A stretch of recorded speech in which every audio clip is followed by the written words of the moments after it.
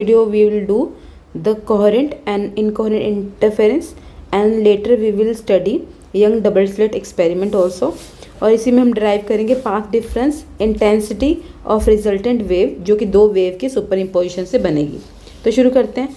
Coherent sources मैंने explain किया है। कोहेरेंट सोर्सेज वो सोर्सेज होते हैं जिनमें जो लाइट की वेवलेंथ, फ्रीक्वेंसी और फेज डिफरेंस क्या रहता है सेम।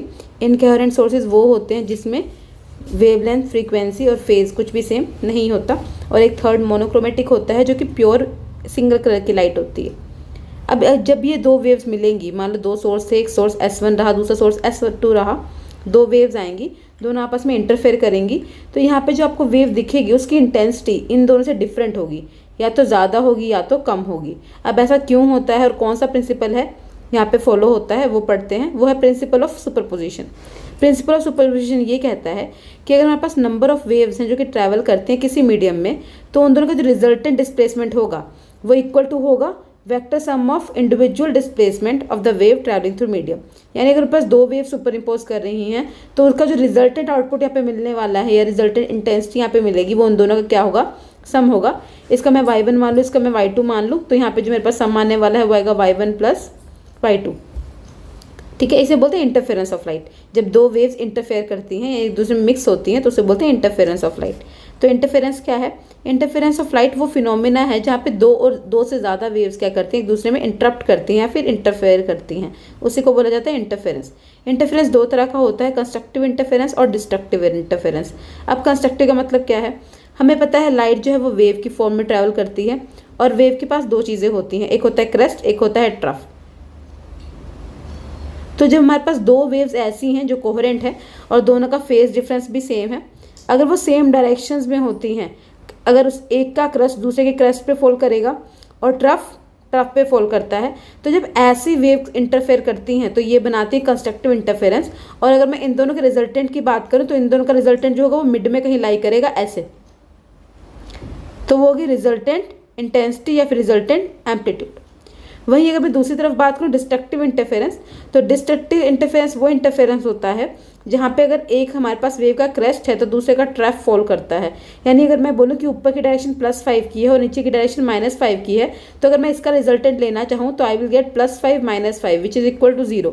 यानी हमें कोई भी आउटपुट नहीं मिलती, अगर मिलेगी भी तो बहुत कम मिलेगी, डिपेंडिंग अपॉन कि कितना हमारे पास आउटपुट आ रहा है। फॉर एग्जाम्पल यहाँ पे मैं कहूँ कि एक वेव की इंटेंसिटी इतनी है और दूसरी की इतनी है, which is very less compare to the upper one, तो ये दोनों बिल्कुल कैंसिल नहीं होंगे, तो इनका जो रिजल्टेंट होगा वो इस डायरेक्शन में ही आएगा, लेकिन पहले से जो एम्पलीट्यूड होगा वो क्या हो जाएगा, कम हो जाएगा। तो इसे हम बोलते हैं डिस्ट्रक्टिव इंटरफेरेंस। डिस्ट्रक्टिव इंटरफेरेंस में हमेशा डार्क इमेजेस बनती हैं या डार्क फ्रिंजेस ऑब्टेन होती हैं, जबकि हमारे पास कंस्ट्रक्टिव में पहले से ब्राइट फ्रिंज ऑब्टेन होती है। ठीक है, अब हमें जानना है कि कौन कौन सी कंडीशंस हैं, क्योंकि हमें पता है कोई लाइट आ रही है तो उसकी वेवलेंथ है, उसकी फ्रीक्वेंसी है, उसकी डिस्प्लेसमेंट है। ठीक है, ये सब कुछ हमें पता है। तो हमारे पास जो इन दोनों को इंटरफेयर करके जो नई वेव आने वाली है उसकी इंटेंसिटी कितनी है या उसका एम्पलीट्यूड कितना होगा वो हमें निकालना है यहाँ पे। तो स्टार्ट करते हैं। Condition for the constructive and destructive interference, बहुत ईजी डेरिवेशन है। स्टार्ट करेंगे y से। y जो होता है डिस्प्लेसमेंट होता है, और y जो है हमें पता है वेव जो है वो फंक्शन ऑफ साइन और कोसाइन होती है। हम दोनों में लिख सकते हैं। मैं यहाँ पे साइन लेके ड्राइव कर रही हूँ। एक बार बोर्ड में सेम क्वेश्चन पूछा गया, आई थिंक वो कॉस में है। ठीक है, तो सेम पैटर्न फॉलो करोगे, बस फॉर्मूला एक याद होना चाहिए, you will reach to the final result. So अगर मैं फर्स्ट वेव की बात करूँ, मैंने उसका एम्पलीट्यूड मान लिया capital A, sine omega t उसकी फ्रीक्वेंसी है। वही अगर मैं दूसरा सोर्स ले लूँ, ठीक है, तो उसमें एम्पलीट्यूड में मान लेती हूँ उसका एम्पलीट्यूड डिफरेंट होगा, मान लिया B है, साइन ओमेगा t, फेज तो ओमेगा t होगा पर वहाँ पे कुछ ना कुछ फेज का डिफरेंस भी होगा। आइडियल केस हम ले सकते हैं कि फेज डिफरेंस 0 है, अदरवाइज हम बोलते हैं कि फेज डिफरेंस कुछ ना कुछ तो होगा। अब according to principle of superposition जो नेट y आएगा that is equal to y1 plus y2 vector, right. This is y1 vector, this is y2 vector. अब मैं इन दोनों को ऐड करूँ तो I will write a sine omega t plus b vector या b sine omega t plus 5। यहाँ पे ध्यान रखने वाली बात यह है कि यहाँ पे ये वाला साइन का फॉर्मूला खुलता है और साइन a प्लस b का फॉर्मूला होता है sine a cos b plus cos A sine B. तो ये वाला फॉर्मूला हम यहाँ यूज़ करने वाले हैं। तो हम लिखेंगे a sine omega t plus b sine omega T cos phi plus B cos omega T sine phi. अगर मैं यहाँ से देखूँ तो ये भी साइन ओमेगा टी का फंक्शन है, ये भी साइन ओमेगा टी का फंक्शन है, तो यहाँ से मैं साइन ओमेगा टी कॉमन ले सकती हूँ। तो अगर मैं साइन ओमेगा टी बाहर निकाल लूँगी यहाँ से, सॉरी, अगर यहाँ से साइन ओमेगा टी बाहर आ जाएगा तो I will left with A plus B cos five, और यहाँ पे क्या बच जाएगा, B cos omega T sine five. ठीक है, क्योंकि हमें लास्ट में साइन और कोसाइन फंक्शन चाहिए, तो हम यहाँ पे एग्जाम्पशन लेंगे, हम कहेंगे पुट, क्या पुट करेंगे, A plus B cos phi is equal to R cos theta, और जो बची टर्म है B sine phi, B sine phi को हम लेंगे आर साइन थीटा। तो अगर ये सारी वैल्यूज मैं पुट कर दूँ तो यहाँ पे मुझे मिलेगा साइन ओमेगा टी तो रहेगा ये as it is, A plus B की वैल्यू क्या पुट की मैंने, आर कॉस थीटा, तो एक्सप्रेशन बन जाएगा R sine omega T cos theta, और यहाँ पे बनेगा R cos omega T sine theta. इन दोनों चीज़ों में आर कॉमन आ रहा है और हमें अंदर ब्रैकेट के मिल रहा है sign omega T cos theta plus cos omega T sine theta.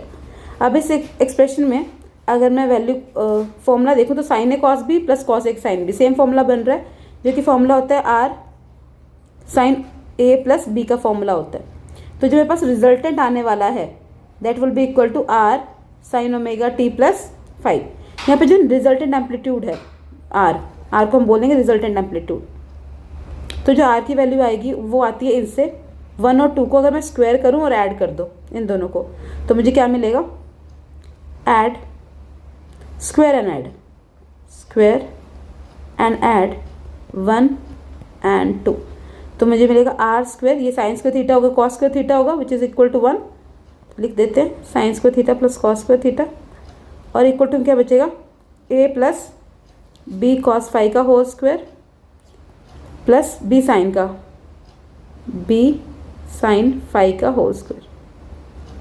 तो साइन थीटा प्लस कॉस 1 हो गया, तो यहाँ बच गया हमारे पास आर स्क्वायर, और यहाँ क्या बचेगा, A square plus B square cos phi, cos square होगा 2ab cos phi plus B square sine square phi. तो ये भी कॉस स्क्वायर है, ये साइन स्क्वायर है, दोनों में बी स्क्वायर कॉमन है, तो I can write A square plus B square plus 2ab cos five. तो यहाँ से जो मेरे पास रिजल्टेंट आएगा उसकी वैल्यू होगी A square plus B square plus 2ab cos five. तो ये हमारा आंसर होता है रिजल्टेंट इंटेंसिटी का, सॉरी रिजल्टेंट एम्पलीट्यूड का। अब एग्जाम में इसी क्वेश्चन के साथ हमसे पूछा जाता है रिजल्टेंट इंटेंसिटी, क्या पूछा जाएगा हमसे, रिजल्टेंट इंटेंसिटी।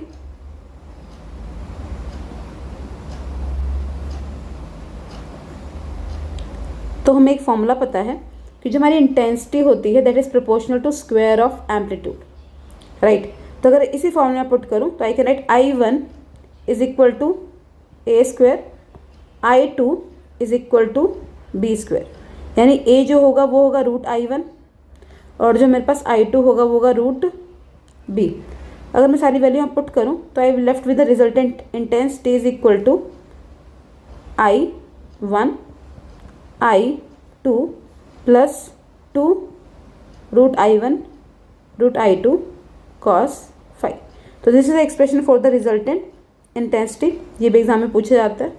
साइन और कोस का फंक्शन दोनों में से कोई भी दे सकते हैं, आपको बस आउटपुट निकालनी आनी चाहिए। अब हम आते हैं condition for constructive and destructive interference. तो हमारे पास कंस्ट्रक्टिव के लिए लिखेंगे फॉर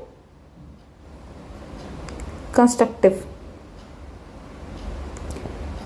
हमें पता है जो amplitude is maximum, amplitude is maximum, क्योंकि एम्पलीट्यूड मैक्सिमम तो फाइव की वैल्यू क्या होती है 0, तो 5 0 लूँगी तो मेरे पास रिजल्टेंट इंटेंसिटी कितनी आएगी, वो आएगी A square plus B square plus 2ab।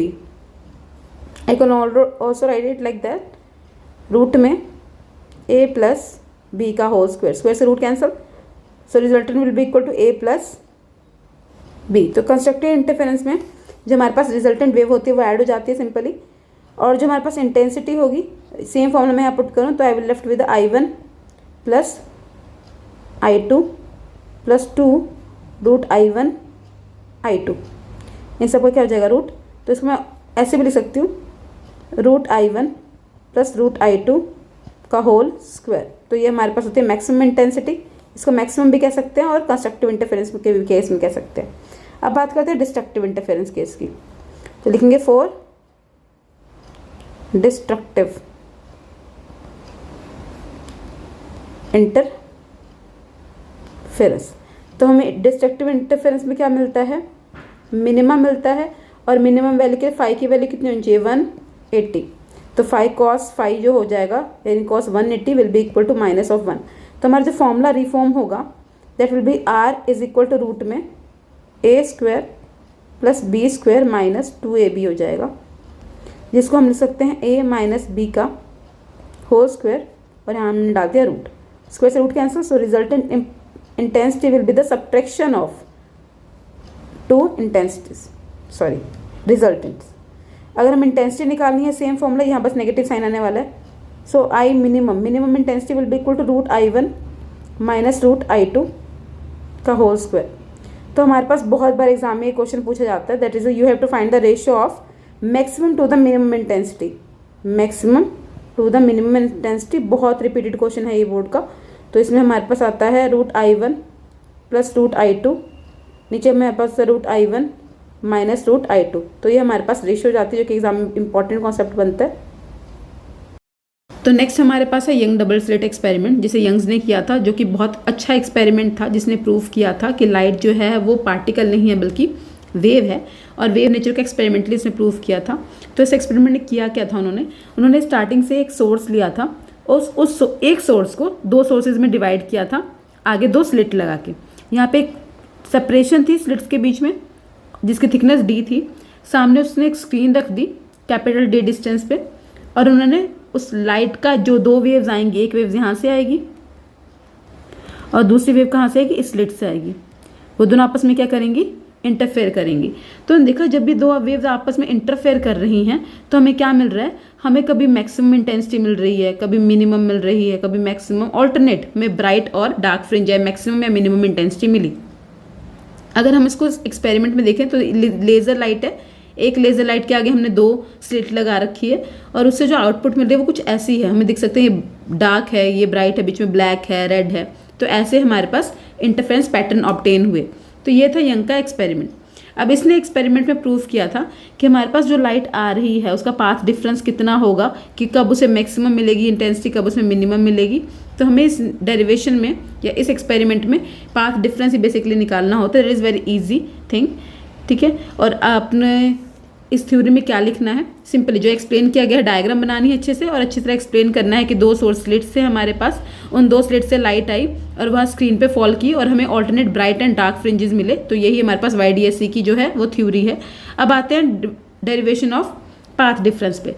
तो पाथ डिफरेंस ड्रॉ करने के लिए हमने क्या किया, यहाँ पे कोई पॉइंट मान लिया P और यहाँ से हमने पॉइंट मान लिया C, ठीक है। पहले स्लिट से लाइट गई, उसको मान लिया हमने S1, दिस इज P। यहाँ से लाइट गई, वो हो गया S2 इंटू P। ये डिस्टेंस हमने माना था X, क्योंकि ये स्लिट थी तो ये डिस्टेंस कितना रहा D/2, और ये डिस्टेंस भी कितना रहा D/2, ठीक है। अब हमें शुरू करना है यहाँ पे पाथ डिफरेंस निकालना, यानी हम इस पर परपेंडिकुलर ड्रॉ कर लेंगे। या पाथ डिफरेंस अगर मुझे निकालना हो तो पाथ डिफरेंस मुझे डायग्राम में दिख रहा है इजिली, दो वेव का जो पाथ डिफरेंस होगा वो होगा S2P, क्योंकि ऑब्वियस है S2 का P का जो पाथ है वो बड़ा है, दिख रहा है हमें, माइनस S1P का पाथ करेंगे, ठीक है।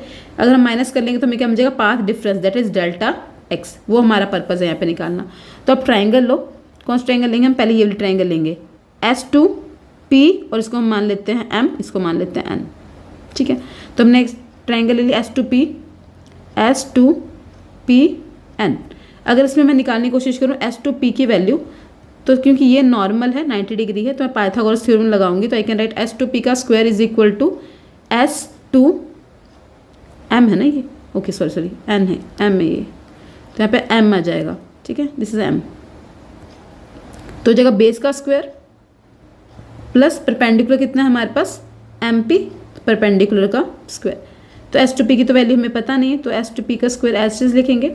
S2M हमारे पास क्या है, ये कैपिटल D था, distance between the slit and the screen, so will let D का स्क्वायर प्लस यहाँ पे अगर मैं पुट करूँ MP की वैल्यू कितनी है, तो ये x था, ये D/2 है, ये पूरा यहाँ तक x था, C तक, PC is equal to x।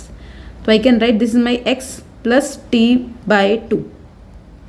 इसको मान लिया इक्वेशन 1। ओके, यहाँ से s की वैल्यू निकालनी पड़ेगी S2P की। तो S2P की अगर मैं वैल्यू निकालूँ यहाँ से, तो आई विल राइट रूट में D² plus x plus D/2 का होल स्क्वायर। अब यहाँ पे क्या करते हैं, इस D² को भी बाहर निकाल लेते हैं। बाहर निकाल लेंगे तो अंदर क्या बचेगा, 1 plus x plus D/2 upon D। इस पूरी चीज़ का कितना आ जाएगा, होल स्क्वायर। अब मैं इसको ऐसे भी लिख सकती हूँ, I can also write S2P is equal to D bracket start 1 plus x plus D/2 upon D का होल स्क्वायर, और यहाँ पे पावर आ गई हमारे पास हाफ। अगर मैं बायनोमियल थ्योरम की बात करूँ, बायनोमियल एक्सपेंशन की, तो हमें पता है अगर हमारे पास कोई टर्म 1 प्लस x की पावर n होती है तो उसकी एक्सपेंशन कुछ ऐसी होती है, 1 plus nx square upon 2 factorial and so on. तो यहाँ पे हमारे पास जो पावर होगी ना वो बीच में आ जाएगी यहाँ पे, तो हमें मिल जाएगा यहाँ पे D bracket start 1 plus 1/2 x plus D/2 upon D का होल स्क्वायर।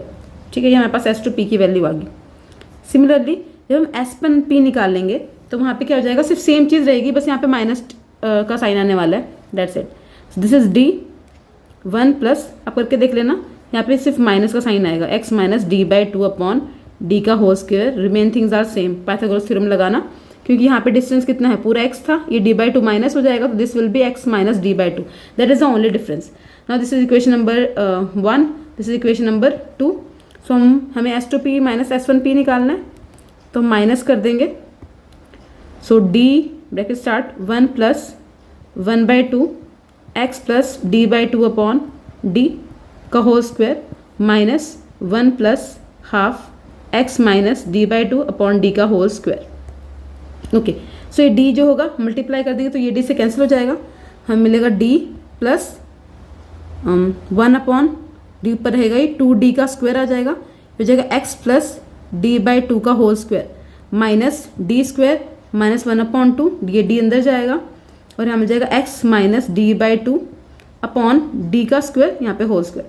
तो इस D² से ये कैंसिल होगा, इससे नीचे ये, इस D से ये कैंसिल, इस D से कैंसिल हो जाएगा, इससे ये कैंसिल हो जाएगा। तो हमें क्या मिलेगा रिजल्टेंट, यहाँ पे हमें मिलेगा simply x plus 1 upon 2D, इधर भी कॉमन आएगा, 1 अपॉन 2D उस तरफ भी कॉमन है, तो बाहर निकाल लेते हैं, यहाँ भी 1 अपॉन 2D बचेगा, x upon D/2 minus x minus D/2 का होल स्क्वायर, ये भी हाफ स्क्वायर ये भी, तो ये बचेगा हमारे।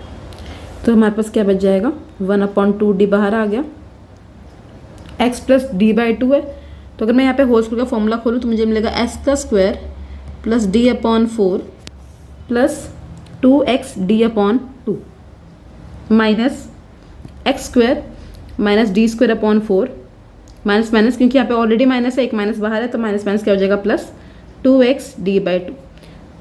सो कैंसिलिंग करते हैं, ये कैंसिल होगा इसके साथ, ये कैंसिल हो जाएगा इसके साथ, और 2 कैंसिल होगा इस 2 के साथ, this 2 will cancel out with this 2, so we will left with expression 1 upon 2D 2xD, 2 से कैंसिल 2, तो xD upon D, this will be the path difference. Okay, अब हमारे पास कंडीशन आएगी कंस्ट्रक्टिव और डिस्ट्रक्टिव के लिए, तो लिखेंगे फॉर कंस्ट्रक्टिव हमारा जो पाथ डिफरेंस होता है that is the integral multiple of n lambda, जहाँ पे n हमारे पास 1 2 3 कोई भी वैल्यूज हो सकती है। तो हमारे पास पाथ इक्वेट करेंगे, so delta x will be equal to xD upon D, और ये किसके बराबर होना चाहिए, n लैम्डा के, n लैम्डा।